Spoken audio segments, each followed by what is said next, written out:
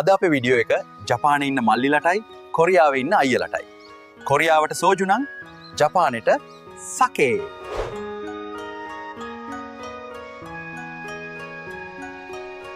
මේ දෙකම එක වගේ පෙනුනට බලමු මොනවද මේ දෙකේ වෙනස්කම් කියලා. සකේ කියන්නේ බෲඩ් ඩ්‍රින්ක් එකක්.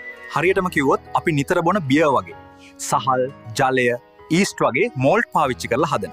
අනිත් පැත්තෙන් සකේ දිහා බැලුවොත් ඩිස්ටිල්ඩ් කරන ලද පානයක් හරියට වොඩ්කා වගේ. සහල්, බතල, බාර්ලි යොදාගෙන සාදන ලද. このヤッシャをお願いしますね。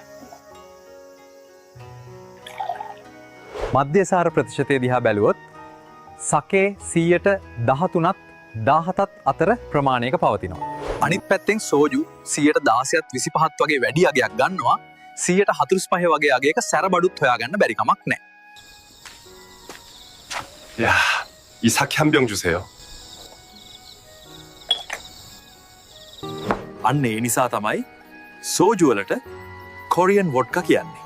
මේ රස ගොඩක් දන්නේ කොරියාවේ ජපානයේ ඉන්න අපේ යාළුවම තමයි. අනිත් අයටත් ඒ ගැන දැනගන්න මේ වීඩියෝ එක පහලින් කමෙන්ට් එකකින් කියන්න යන්න.